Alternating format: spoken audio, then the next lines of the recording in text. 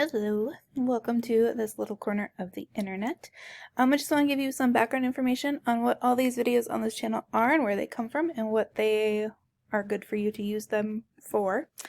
So a little bit of background, who am I? I have been teaching middle school since 2009, and for about half of that I have been primarily a math teacher and a special ed teacher. So I have a lot of experience breaking things down into smaller steps and making connections to other concepts. My current classrooms primarily run on a modern classroom model, if you're familiar with that methodology. But that means I make a lot of instructional videos. Currently my school is moving to a new curriculum, so I have these few years worth of videos that I will no longer be using that I thought, well, maybe they'll be helpful for other people. So these videos were made intentionally for my small group on grade level math instruction classes. They are primarily 6th and 7th grade Common Core math content, with some other things added in there just for scaffolding and background knowledge and whatnot as kids need them. But they were intended for kids to be able to watch independently, to fill in their notes as they go. So you'll notice a lot of cueing in the videos of make sure you have your supplies, this is the part you should write in your notes, that sort of thing. I do not foresee too many people using these as direct instruction in their own classrooms.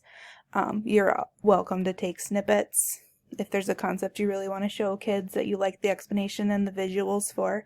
But I would primarily see teachers using these kind of to see ideas to structure their own lessons or generate more examples to then use in their own teaching. Kind of like a self-driven professional development, I guess.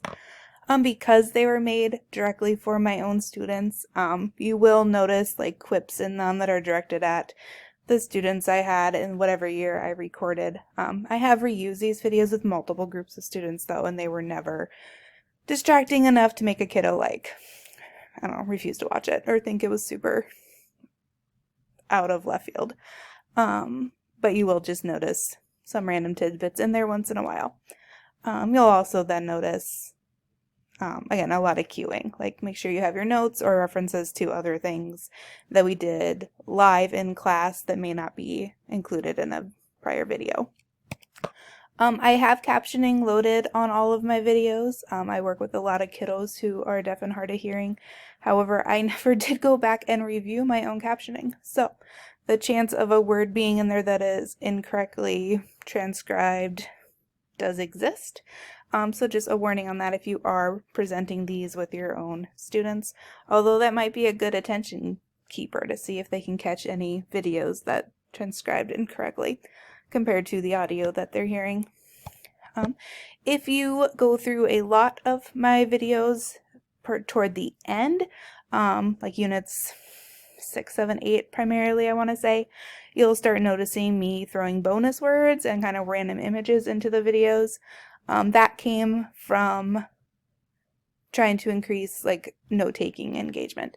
So my students were earning a bonus in our class economy system if they were able to find all the bonus words for a unit. So that is just what those are when you start running into those. Otherwise, just have fun being a math person. Hopefully you'll find some examples or new ways of presenting information that is helpful in your own classroom. There you go. I hope you have a wonderful school year.